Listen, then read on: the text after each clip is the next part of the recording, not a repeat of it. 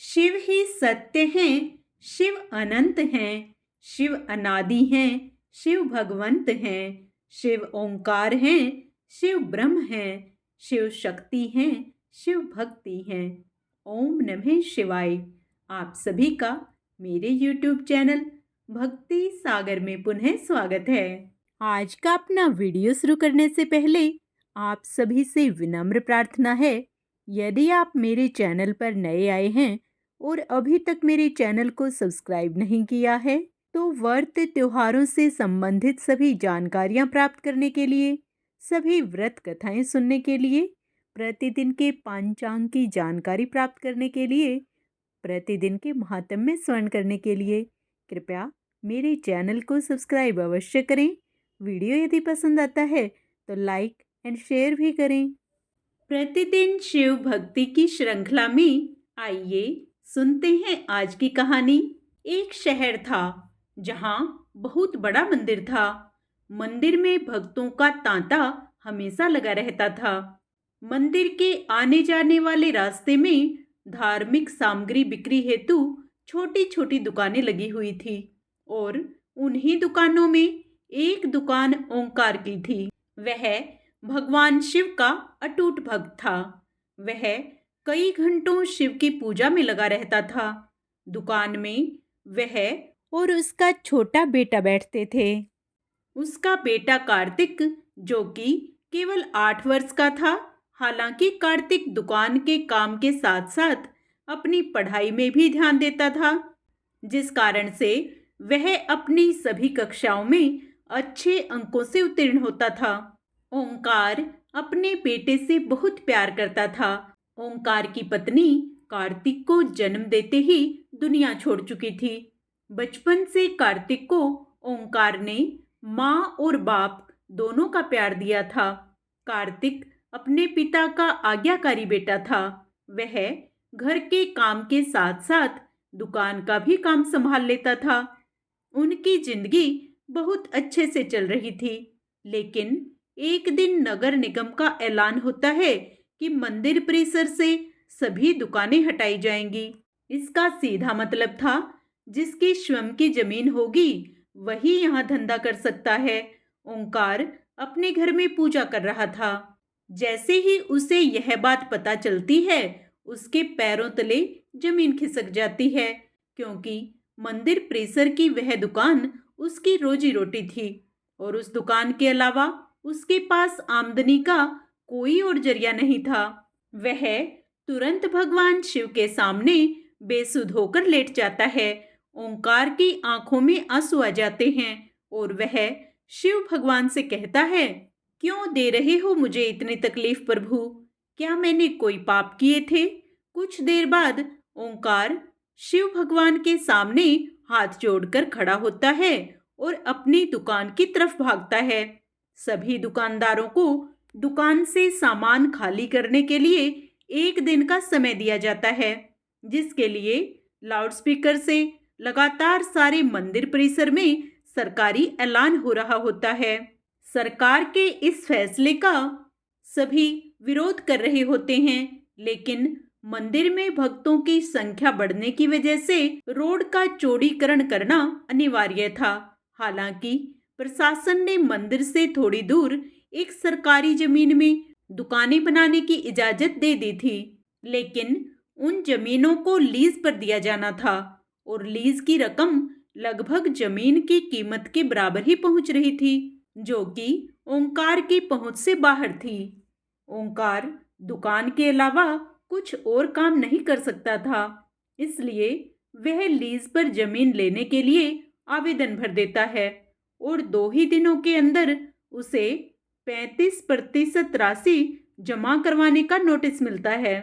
उसने कई सालों से दुकान से पैसे कमाकर जोड़े थे, इसलिए उसके पास लगभग आधी राशि तो उपलब्ध थी। इसलिए वह 2 दिन के अंदर 35% रकम जमा करवा देता है और बाकी का बचा हुआ 15 दिनों के अंदर जमा करवाने का समय दिया जाता है। ओंकार अपने बेटे से कहता है कि बेटा, हमें ये जमीन कुछ भी करके लेनी होगी।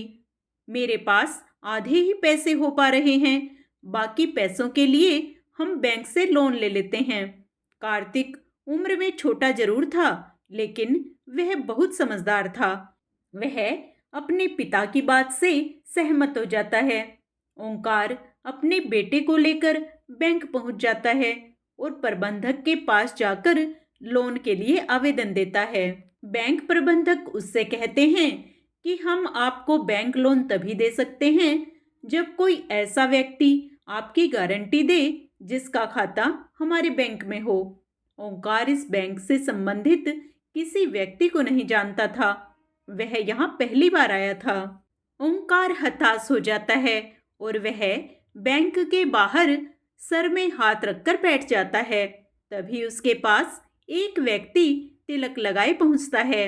वह कार्तिक को एक चॉकलेट देता है और ओंकार से पूछता है, क्या बात है, आप परेशान लग रहे हैं। ओंकार अपनी समस्या उसके सामने रख देता है। तभी वह व्यक्ति कहता है, बस इतनी सी बात है, चलिए मैं आपकी गारंटी देता हूँ, मेरा भी खाता इसी बैंक में है। यह बात सुनते ही ओंकार के चेहरे में चमक आ जाती है। वह जल्दी से अपने कागज लेकर बैंक के अंदर दोबारा जाता है तथा बैंक प्रबंधक के सामने गारंटी के तौर पर इसी व्यक्ति को प्रस्तुत कर देता है और सारी प्रक्रिया होते ही ओंकार को बैंक से लोन मिल जाता है। लोन मिलते ही वह भोले बाबा को प्रणाम करता है और जमीन का पंजीकरण करवाने के लिए राशि नगर निगम में जमा कराने पहुंच जाता है।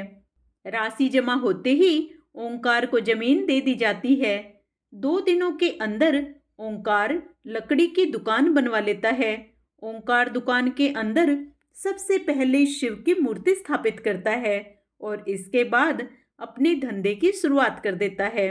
इस प्रकार ओंकार समझ जाता है कि ये प्रभु ही थे जो मेरी मदद करने के लिए आए थे।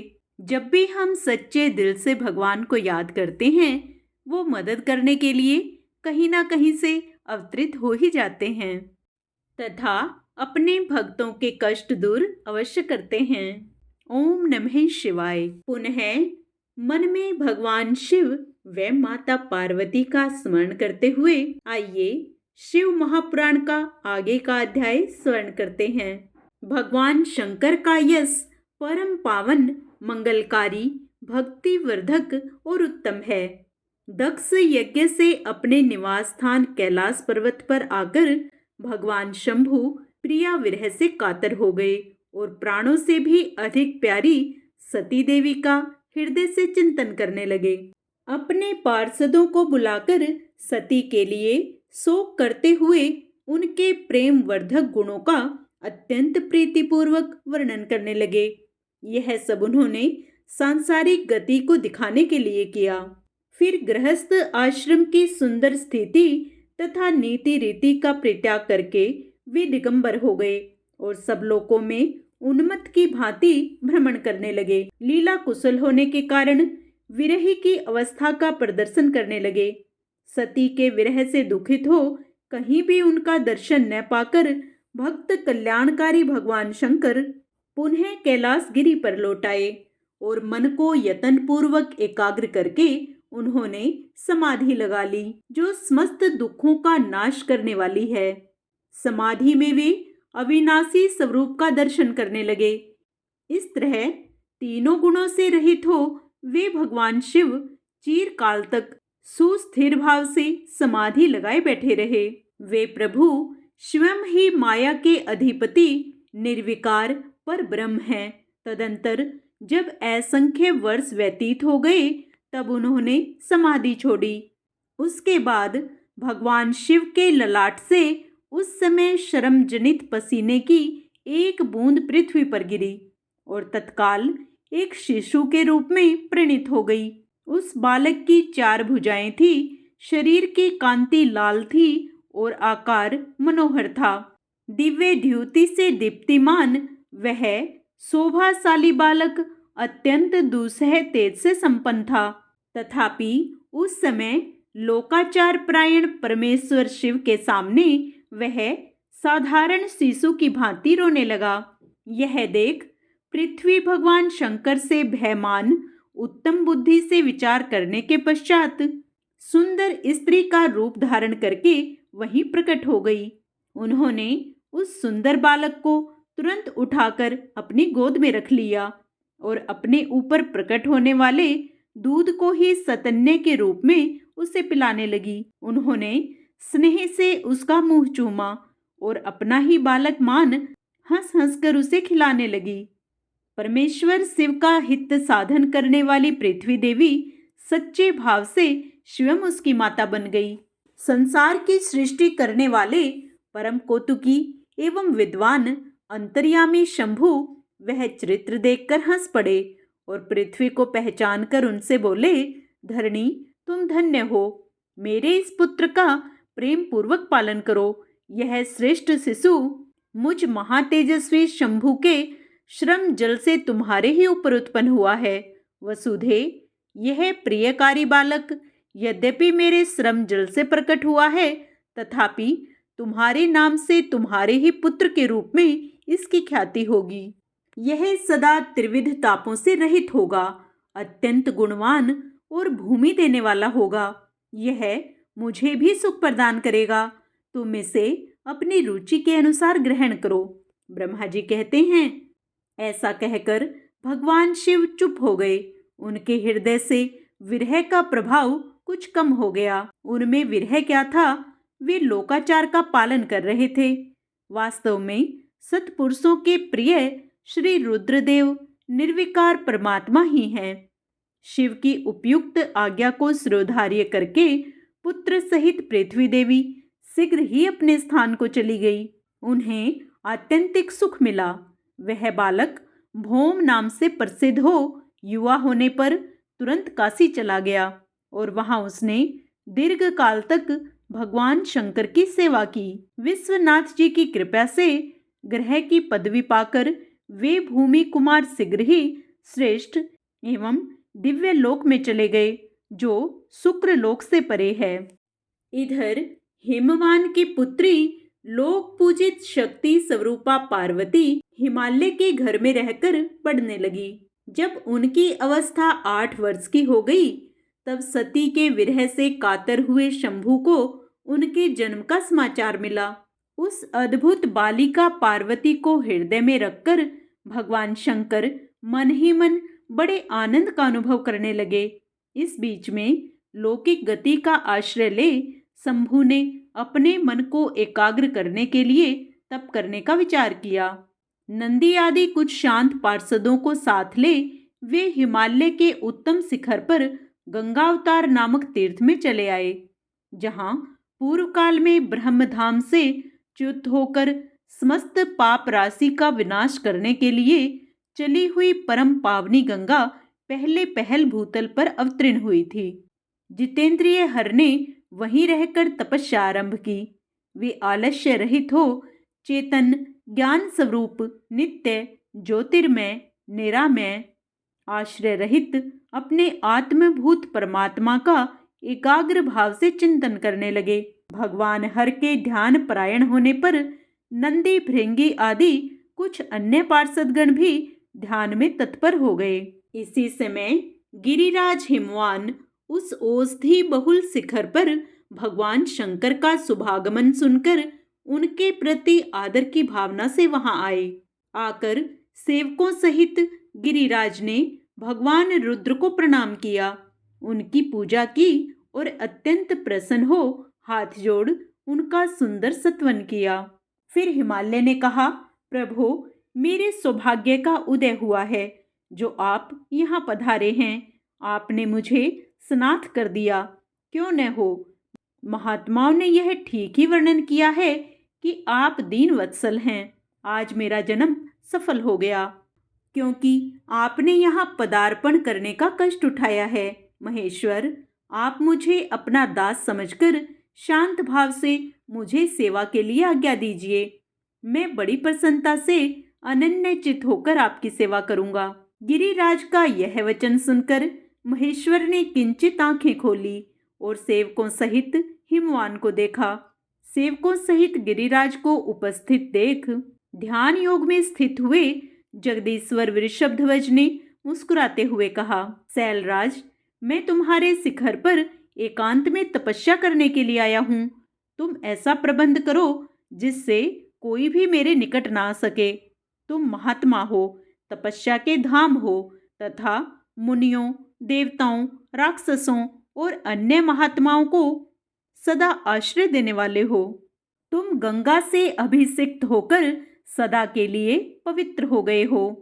दूसरों का उपकार करने वाले तथा संपूर्ण पर्वतों के सामर्थ्यशाली राजा हो। गिरिराज, मैं यहाँ गंगावतरण स्थल में तुम्हारे आश्रित होकर आत्म संयम पूर्वक बड़ी प्रसन्नता के साथ तपस्या करूंगा। जिस साधन से यहाँ मेरी तपस्या बिना किसी विघ्न बाधा के चालू रह सके, इस प्रकार प्रयत्न कीजिए। यही मेरी सबसे बड़ी सेवा है। भगवान शिव के इतना कहने पर गिरिराज हिमालय तुरंत अपने घर लौट आए और सभी को आदेश दिया कि कोई भी गंगावतरण नामक स्थान में मेरी आज्ञा मानकर ना जाए।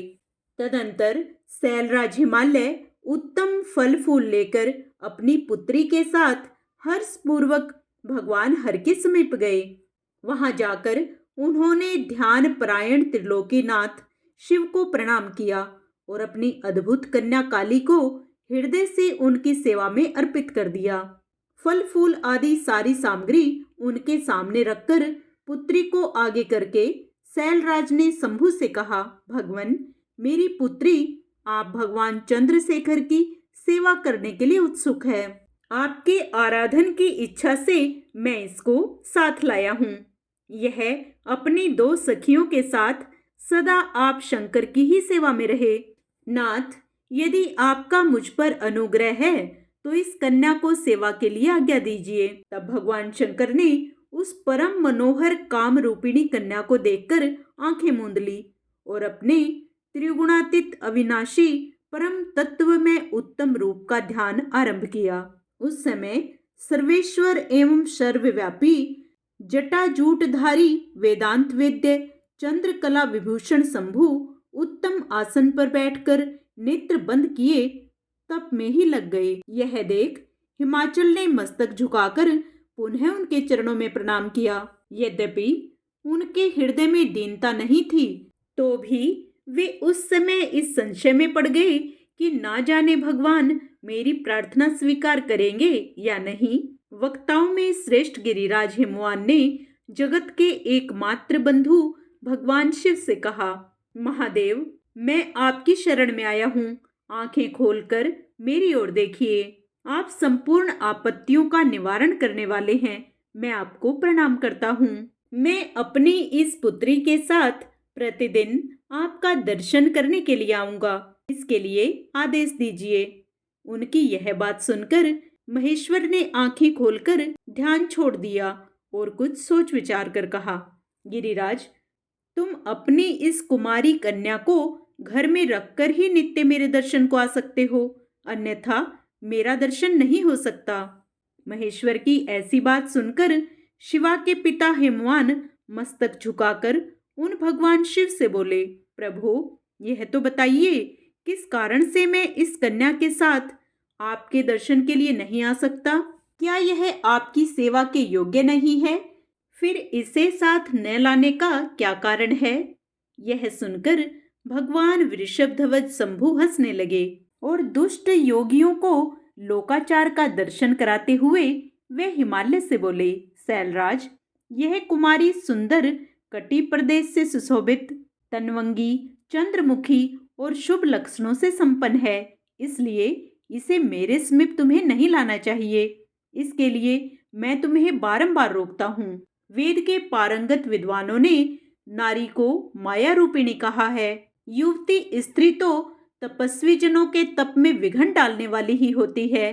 गिरिश्रेष्ठ, मैं तपस्वी, योगी और सदा माया से निर्लिप्त रहने वाला हूँ। मुझे युवती स्त्री से क्या प्रयोजन है? तपस्वियों के श्रेष्ठ आश्रय हिमालय, इसलिए फिर तुम्हें ऐसी बात नहीं करनी चाहिए, क्योंकि तुम वेदोक्त धर्म में प्रवीण, ज्ञानियों में श्रेष्ठ और विद्वान हो। अचल राज, स्त्री के संग से मन में शीघ्र ही विषय कामना उत्पन्न हो जाती है, उससे वैराग्य नष्ट होता है और वैराग्य न होने से पुरुष उत्तम तपस्या से भ्रष्ट हो जाता है। तपस्वी को स्त्रियों का संग नहीं करना चाहिए, क्योंकि स्त्री महाविषय वासना की जड़ एवं ज्ञान वैराग्य का विनाश करने वाली होती है। शंभु का यह निराम्य, निष्प्रह और निष्ठुर वचन सुनकर काली के पिता हिमवान चकित, कुछ कुछ व्याकुल और चुप हो गए। तपस्वी शिव की कही हुई बात सुनकर और गिरिराज हिमवान को चकित हुआ जानकर भवानी पार्वती उस समय भगवान शिव को प्रणाम करके विशद वचन बोली। भवानी ने कहा, योगिन, आपने तपस्वी होकर गिरिराज से यह क्या बात कह डाली? आप ज्ञान विशारद हैं, तो भी अपनी बात का उत्तर मुझसे सुनिए। आगे का अध्याय हम अपने कल के वीडियो में करेंगे। पूर्ण पुण्य लाभ प्राप्त करने के लिए आप उसे भी अवश्य स्मरण करें। ओम नमः शिवाय। हर हर महादेव। आइए अब भगवान शिव की प्रसन्नता प्राप्त करने के लिए भगवान शिव की आरती करते हैं। ओम जय शिव ओंकारा, प्रभु हरि शिव ओंकारा, ब्रह्मा विष्णु सदा शिव अर्धांगी धारा। ओम हर हर हर महादेव। एकानन चतुरानन पंचानन राजे, हंसानन गरुड़ासन वृषवाहन साजे। ओम हर हर हर महादेव। दो भुज चार चतुर्भुज, दस भुज ते सोहे, तीनों रूप निरखता त्रिभुवन जन मोहे। ओम हर हर हर महादेव। अक्षमाला वनमाला मुंड माला धारी, त्रिपुरारी कंसारी करमाला धारी। ओम हर हर हर महादेव। श्वेतांबर पीतांबर वाघांबर अंगे, सनकादिक ब्रह्मादिक भूतादिक संगे। ओम हर हर हर महादेव। कर मथे चकमंडलू, चक्र त्रिशूल धरता, जग करता जग हरता, जग पालन करता। ओम हर हर हर महादेव। ब्रह्मा विष्णु सदा शिव, जानत अविवेका, प्रणवाक्षर के मध्य यह तीनों एका। ओम हर हर हर महादेव। त्रिगुण शिव जी की आरती, जो कोई नर गावे, कहते शिवानंद स्वामी, मनवांछित फल पावे। ओम हर हर हर महादेव। ओम नमः शिवाय।